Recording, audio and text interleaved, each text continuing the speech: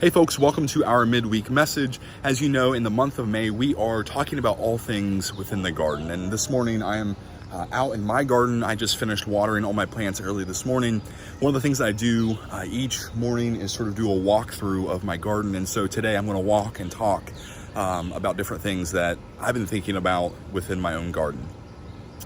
One of the things that I've been trying to do over the last couple of years is add 4 seasons of interest within the garden.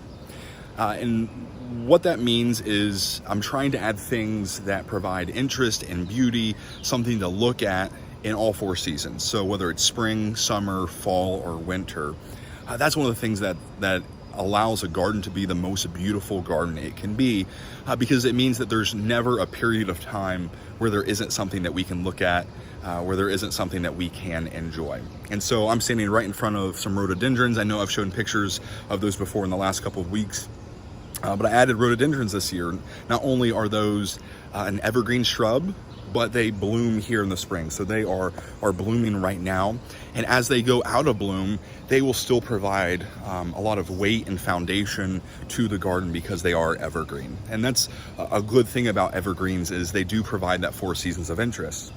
But we also have hydrangeas, and a lot of my hydrangeas are getting ready to bloom. I have a couple, I'll throw a picture up, that have some really nice buds on them. And I think over the next couple of weeks, they will really take off and start flowering.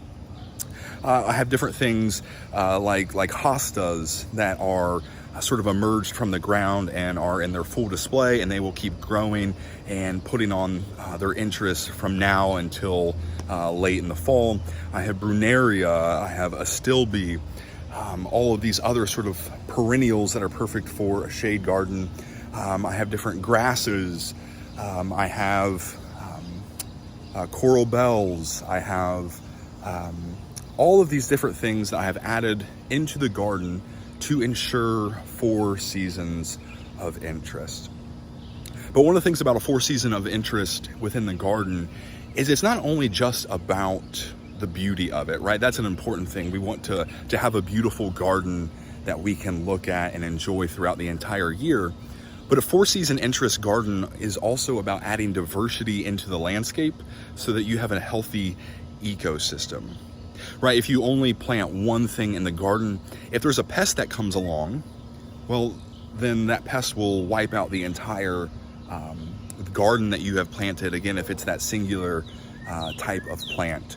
And so adding in a sort of diversity of plants increases the health of the garden. It's also important to increase the diversity of your garden, because when you add in things like pollinator plants, right, those are things that are going to attract butterflies and bees and hummingbirds that we can enjoy and look at. But it's also a way of increasing the health and the pollination of your flowers to make sure that they are blooming into the best way that they possibly can, right? And so for me, that's something, as I said, I've been working on to ensure that I have something blooming every single part of the season, every single part of the year. But it's also about adding in that diversity so that I have a healthy ecosystem here within my garden.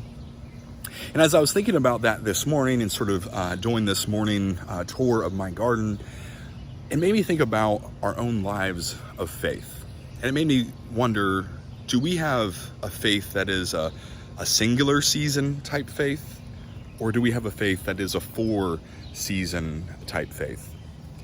And what I mean by that is, do we have a faith that is grounded in a sort of diversity of spiritual practices? Or do we have a faith that is very singular in nature? So for instance, going to church is incredibly important, something that I would encourage people to do. But we know that if going to church is the only thing that we do for our lives of discipleship, right, then there are aspects of our faith that are going to be severely limited and singular in scope, and our faith itself will not be as vibrant and healthy as it possibly can be.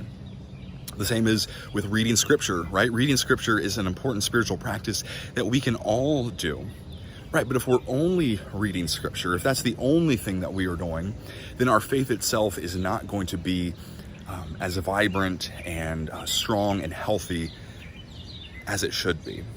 And so I think for us, it's so incredibly important to be able to go to church, to be in a community where we can share our concerns, where we can grow in our faith.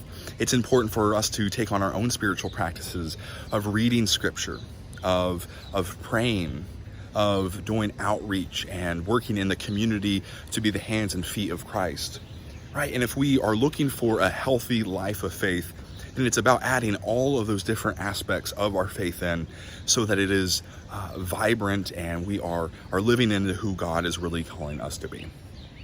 So today, what I want to invite you to do is to think about your own life of faith. Do you have a singular life of faith?